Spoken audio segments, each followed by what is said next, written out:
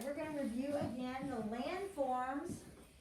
All right, so let's start down here in Florida. Two landforms in Florida. One is the Coral Reef. and the other is the Everglades. The Everglades is a Swamp. very good. All right, they do show you the Atlantic Ocean out here. Then we have the Mississippi River, which runs down here on up. And then we have, this is the Appalachian Mountains. And here we have the Ohio River. And this is Niagara Falls. And then these are all the Great Lakes. Each lake has a different name, but together they are known as the Great Lakes. We're gonna add some to it, alright? Because we are fixing to go on to the Midwest region and learn some new states. So one of the things we'll be doing is the Missouri River also. And, The Great Plains. no, you need to stop talking out. Do you understand me?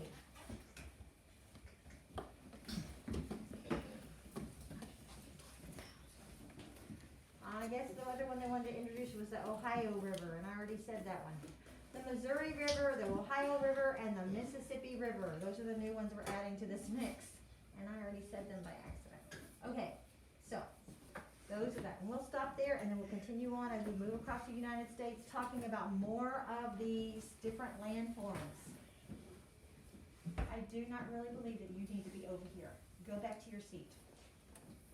Go back to your seat now.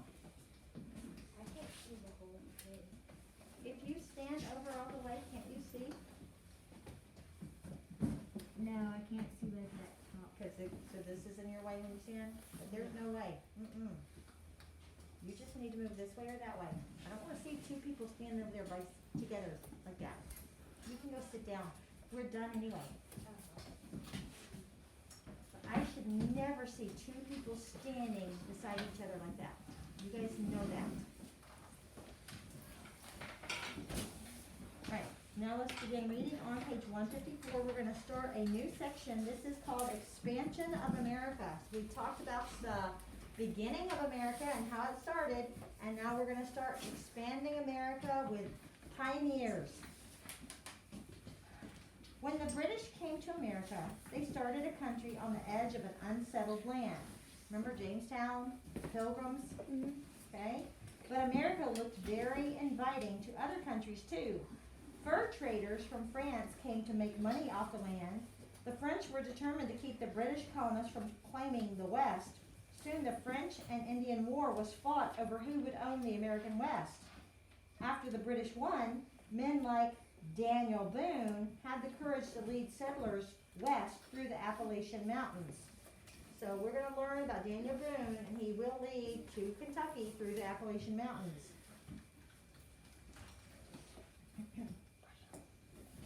President Washington saw hope for the country to become a great nation if they expanded west, and President Thomas Jefferson made it his mission.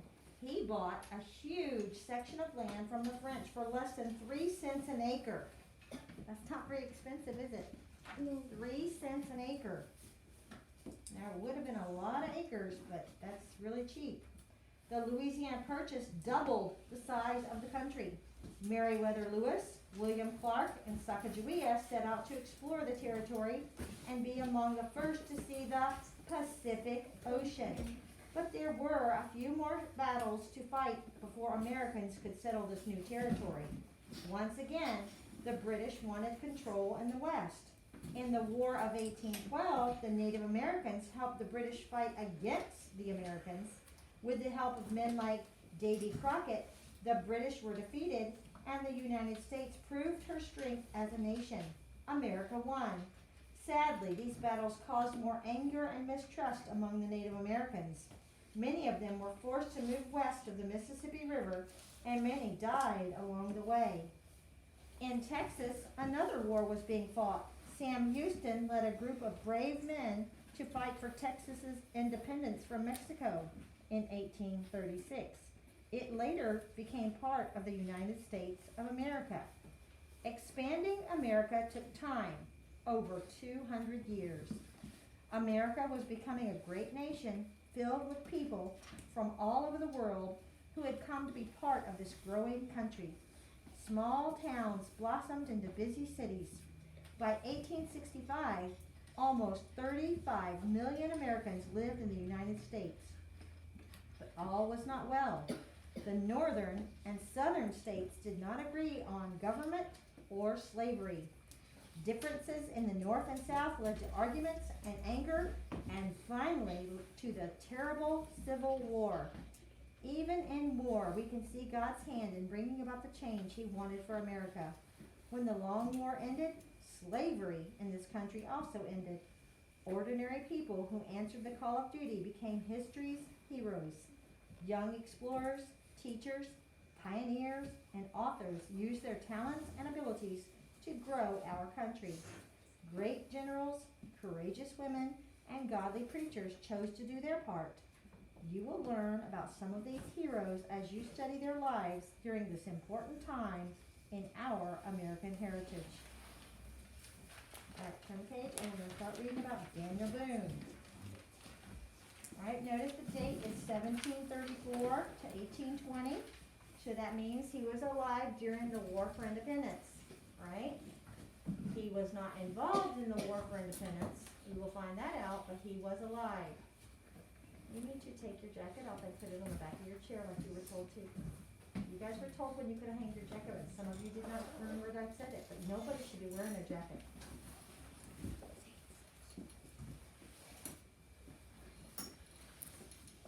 Alright, Daniel Boone, as quiet as an Indian. Daniel Boone, don't sneak up on me, shouted his little sister Mary. I wasn't sneaking. My Indian friends are teaching me how to walk through the woods without even snapping a twig. Bet you can't do that, said Daniel. Mary shook her head and started laughing. Daniel, you should have been an Indian. Daniel grinned. He loved to learn about the Indian ways. Turn to the next page. Many friendly Native American tribes lived in the woods where Daniel lived in Pennsylvania. Some people were afraid of Indians, but he was not. He trusted them as his friends. It seemed to Daniel that the Indians knew everything he wanted to know. His Native American friends taught him how and where to hunt. They taught him how to mark a trail so that no one else could see it. They taught him which berries and roots were safe to eat. They also taught him how to walk over the twigs and dead leaves of the forest without making a sound. To Daniel, an Indian's life meant excitement. All right, before we continue reading, let's do the important words and the important names. Frontier, open free land where few people have settled. Pioneer, a person who travels into an unknown land to settle there. Daniel Boone, the pioneer who explored Kentucky and made the Wilderness Road. Cherokees, the tribe of Native Americans that sold Kentucky in 1775. Colonel Richard Henderson, the man who bought Kentucky from the Cherokee Indians. All right, now we'll go back to where it says the Boone family and start reading it out. Boone family. Daniel's father, Squire Boone, was born in England. He came to America as a young man. He married and settled in Pennsylvania. Daniel was one of 11 children. He was born in 1734 when our country was still under the control of England. Turn the page.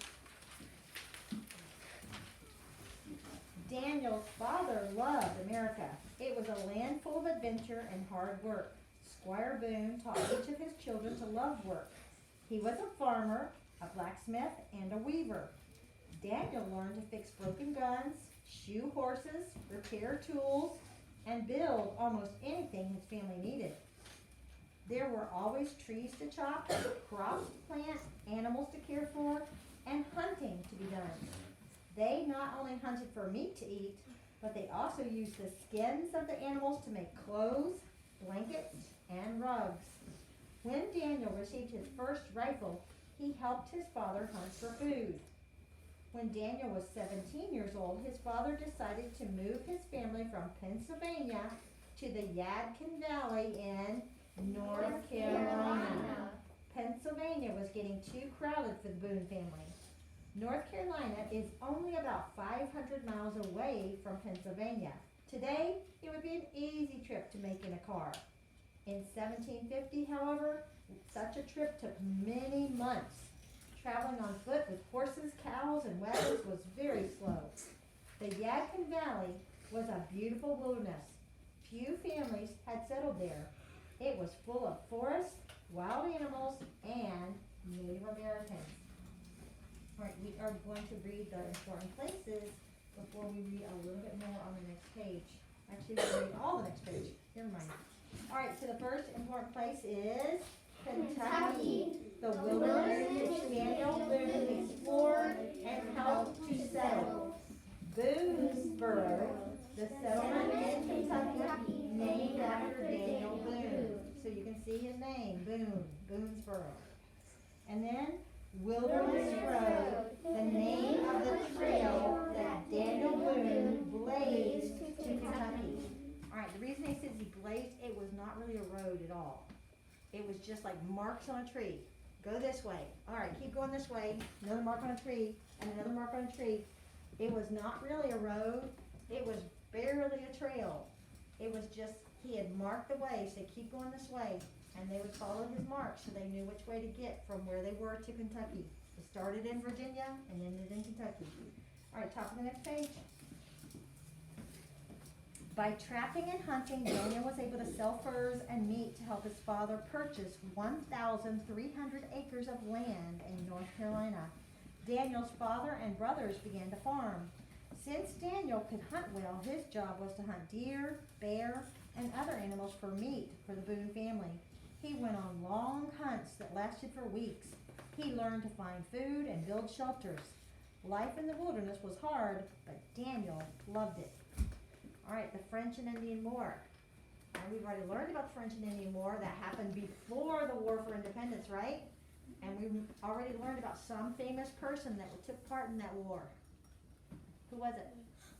George Washington. Yes, George Washington. So Daniel Boone and George Washington lived at the same time. They were both doing something during the French and Indian War. Let's find out what Daniel did during that war. Long before the American War for Independence, trouble was growing along the western frontier. Both the French and the English said they owned the same land. The French talked many Indians into raiding and burning the settlers' cabins. Many settlers were taken prisoner or died in these attacks. It became plain to the English that if they wanted to keep the French out of the land, they would have to fight. The French and Indian War began in 1754.